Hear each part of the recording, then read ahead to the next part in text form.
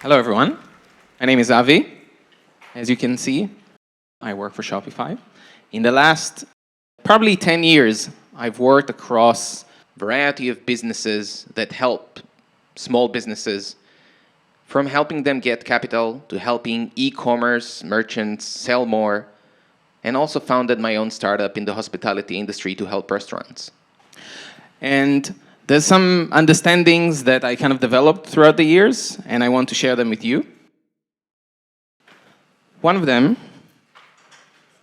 is commerce came first. If we're thinking historically, even before we knew how to speak to each other,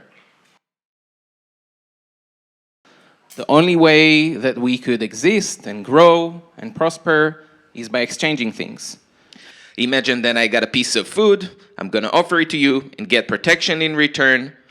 And this is how people gradually, historically, formed as communities. Each one of us has different skills, and we're able to support each other, learn from each other, help each other exchange, craft different things, and be able to commerce.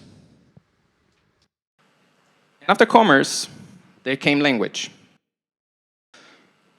Obviously, as a newborn, you don't do much commerce. You basically kind of want to eat, and you scream.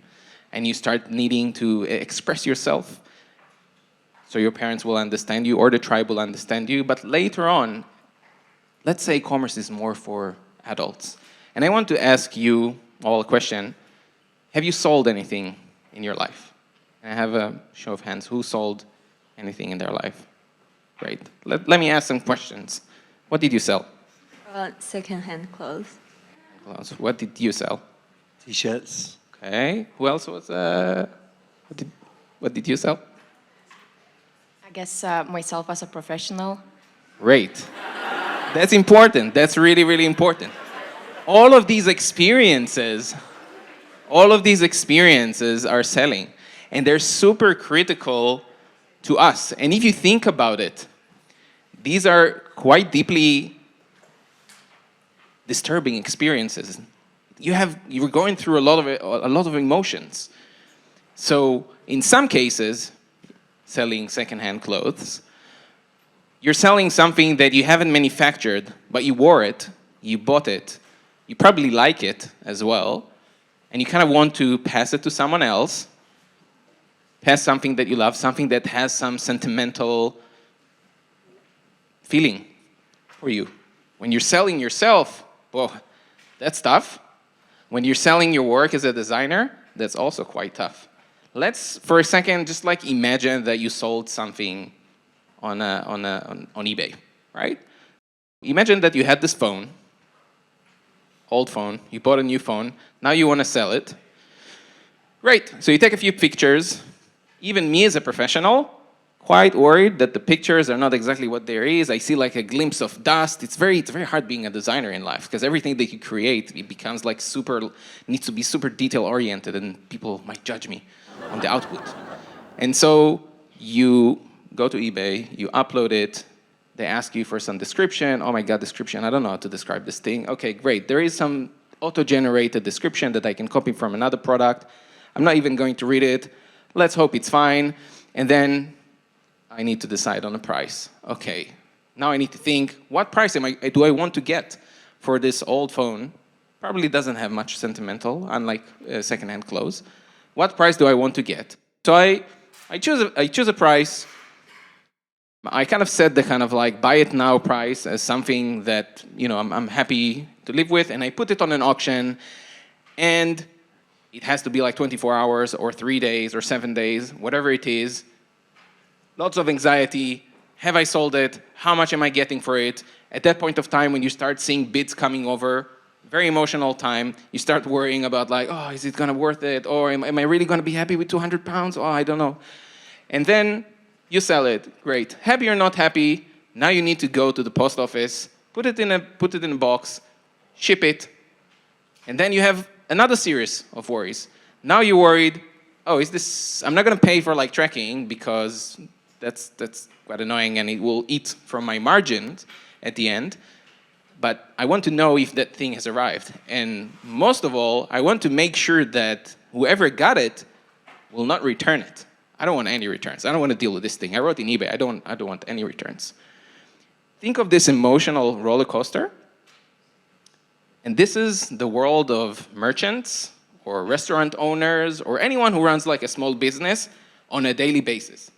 Every day people come and tell them, your product is shit because X, Y, Z, reviews. Sometimes doesn't even have to do anything with what they sold. Some other thing that kind of bothered them. They thought they can do something with it, but they can't do anything with it. And the merchants need to deal with this thing on a daily basis. And this is how it was done from the inception throughout history. So I want to give you 3 ways of strategy of how we in life and also merchants are dealing with this thing. And again, the reason why I'm talking about merchants so much is because at Shopify, we are merchant obsessed. We make platform and tools for merchants to be able to sell easily. So let's have a look at the first thing that a merchant would do to tackle this. Measure the whole. Assess what's in front of me. The whole is the problem that is in front of me. I have something that I want to give or sell, and I need to assess the gaps between me and the potential buyer. You measure the whole based on the instruments that you have there. You can use a ruler. You can put water in it and see how much it gets filled. Metaphorically, of course. Historically, it would have been quite difficult, right? Because I have a lot of inventory. There's some things that I need to think about. How much do I take with me on this dangerous journey throughout the jungle? Animals can eat me. Robbers can rob me. And when I meet that buyer, are they just going to steal it from me? Do they have the means to pay for it? These are the things that merchants need to deal with. So the first thing that they need to do is start measuring the problem. They might go into the village and ask a bunch of people if you have some money to pay for their groceries. If it goes in a larger scale of a country, they might negotiate it. They might talk and kind of assess your military power, how dangerous it is to approach you. And of course, today, things aren't very different. You might use a translator or anything that could bridge the gap between you and the potential buyer. And then the second stage is you want to create a patch. So let's say you identify the hole, you identify the problem, you identify the thing that you want to sell or the distance that you want to go. Now it's up to you to make a solution that would fit your specific needs. Probably you're not going to go and design the perfect solution because you don't even know at this point of time if they're willing to buy what you have to offer. You can do a bunch of things. You can go, for example, and yell, hey, guys, do you want to buy this thing? Show them.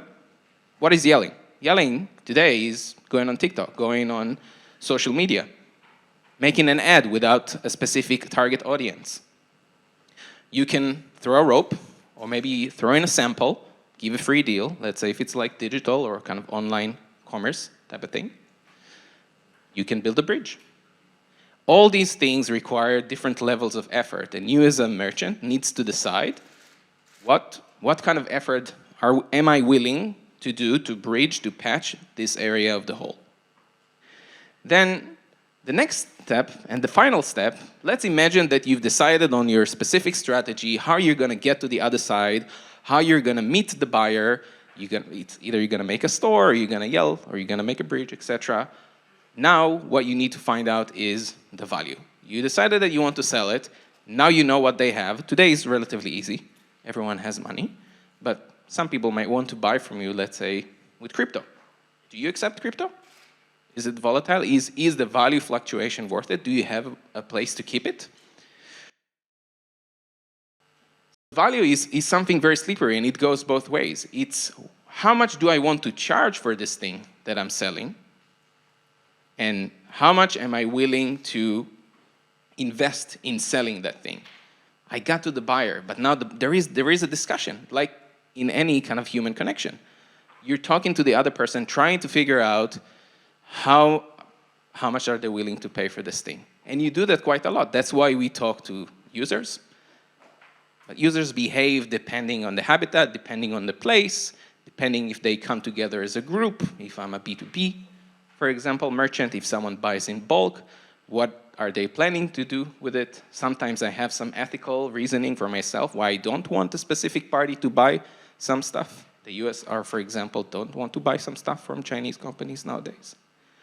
All of these things are things that you think about as a merchant. And now I want to show you how we at Shopify think about creating tools for the different strategies that merchants employ to go through these three things. So the first thing that you can do is help them translate. If you think about it, translation is cross-continental. I can translate my store to Spanish. Suddenly I can sell to Spanish people in America. I can sell to Spanish people in Spain. I can sell to a big portion of South America. That's very useful. Translation in one click. To a point, you would say to yourself probably, if I translate everything in a click, well, that probably means that it's Google Translate. How helpful is that for a merchant? Well, I don't know if did anyone here had a conversation with a different person that doesn't know their language? Can I get a show of hands? Who spoke to someone who don't know? Great. I'm sure it was very hard to communicate to that person. You probably used your hands quite a lot. Maybe you knew a word or two in their language, and probably when you said a word or two in their language, suddenly they smiled at you. So they felt some sort of connection that they didn't feel before because you were able to actually communicate to them in their own language.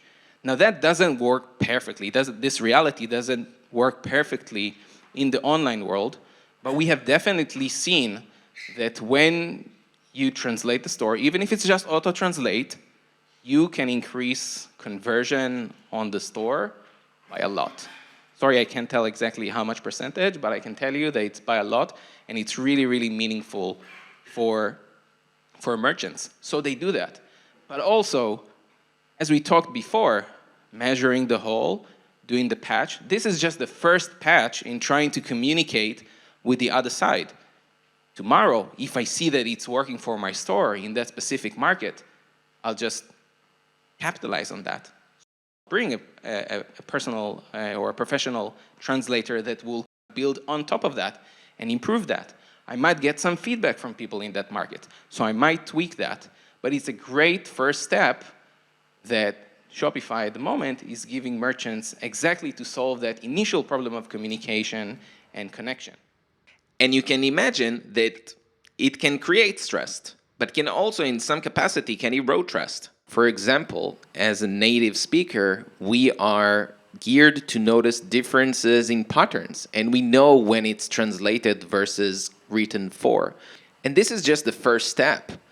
But this first step is critical because it allows merchants to talk to a buyer who would otherwise would not even be able to read the language on their store. And in addition to that, they have a variety of other symbols, like payment methods, that create trust. The second step after translation is localization. Obviously, we did mention before, there's a lot of countries that speak English, and there's a lot of countries that speak Spanish and a variety of other languages, and Arabic, for example, right? Localization is critical because that allows the merchants to not only sell in a specific language, but also fit everything in their store to the specific market. It allows you essentially, and again, this example, trousers, pants, it's just the base of it. Because localization isn't just about language and grammar and how we say stuff, it's also about the weather, right? Because when there is a summer sale in Australia, there's a winter sale in the US. And merchants need to be able to do that. And we're not talking just about words or images. We're also talking about some items that are sold, for example, really well in Germany versus Austria. They're both using German, but you need to highlight one item versus the other. Today, localization is quite manual, but we're seeing a variety of AI tools that would enable merchants to do this automatically in the future. Exciting. And then following from that, you might want to do adaptation. So if you look, for example, at design systems for Japanese website versus American website, you would know that websites are completely different from one another. They look extremely, extremely different, and that's because the way the Japanese culture is consuming information is way more dense than the way people consume it in English. And so you need to give merchants that capability as well, because if they choose to target that market, the only way that they will be able to create trust is with something like this. And I know that I'm talking like quite heavily on kind of the storefront and what the buyers are actually seeing, but in reality, it's not just that. Merchants need to choose the warehouse where they store their stuff. Merchants need to support and answer questions from customers across the world. Merchants need to choose the best shipping for that specific market. And it could be that in one market, they can just use UPS, and in a different one, they need multiple ones to fit, because the price is going to be better for their small packages versus their big packages. And that's what I'm talking about in adaptation. When you're trying to go global, all these things are really, really critical and important. And again, it's not something that you do on day one, it's something that you're gradually building towards. Like every day, you make tweaks to make the machine work as best as possible. What comes after adaptation is accessibility. Accessibility is talking to your buyers as a merchant in the variety of channels. Not everyone is capable or want to buy in a shop. Some of them want to engage in TechTop, some of them want to use sign language, some of them will consume it in a variety of other ways, social live commerce, etc. You can see it's really big in China, for example. And then finally, this leads us to personalization. So this is kind of the most intimate deep. And I'm giving here a little bit of like an outrageous example, right? Of like someone who probably, no one's gonna wear this. Midjourney did that beautiful suit. But luxury and expensive things, if you think about them, usually the catalog when you're selling in luxury is much smaller, right? Because you need to focus on the quality. The materials cost more to run your business. Luxury doesn't mean necessarily taste. We've all seen tours in like super rich people's houses, and some of them are beautiful, but some of them are like, dude, why the hell did you buy this thing? And to a point that you can only go that far with personalization. Now, here you have this comparison of, for example, in your Facebook feed, everything is relatively personalized. In YouTube, everything is really personalized for you. But sometimes when you click on something on YouTube that you wanted because you wanted to fix that one socket, suddenly for a month, you see how to fix sockets, although you just fixed the socket. And it's a problem, right? Personalization, even though it's done in kind of a large scale, imagine how something like that could be done in this new world where you can generate your own images, where you can generate your own text.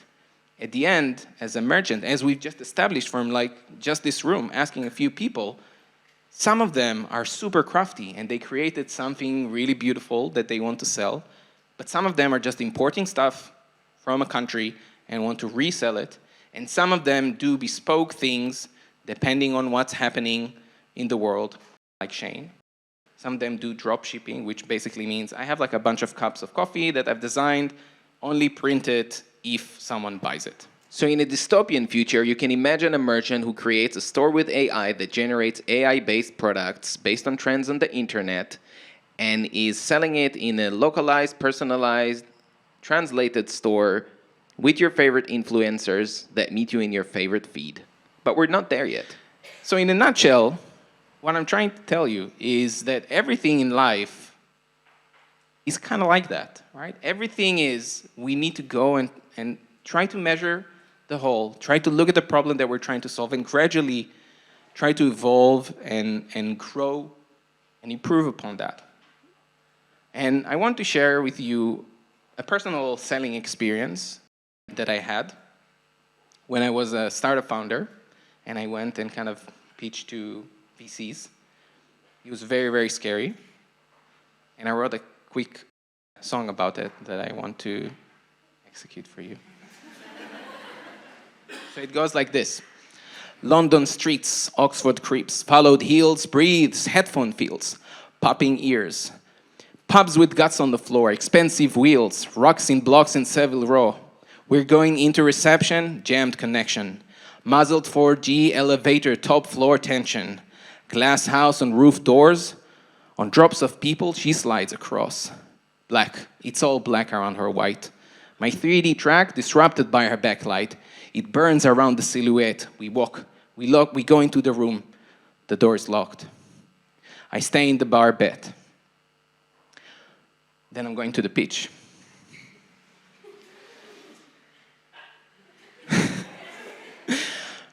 Riding on the floor of bricks while they fall.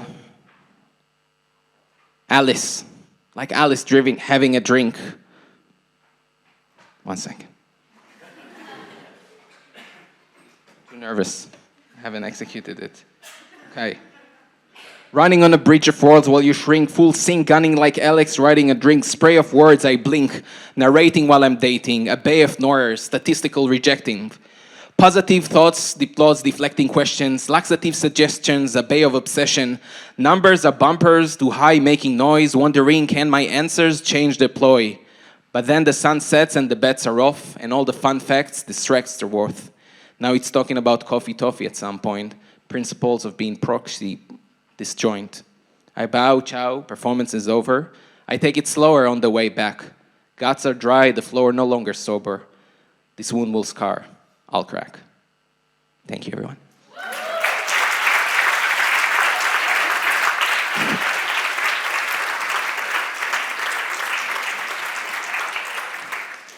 Go, Avi. Honestly, this is a hard act to follow.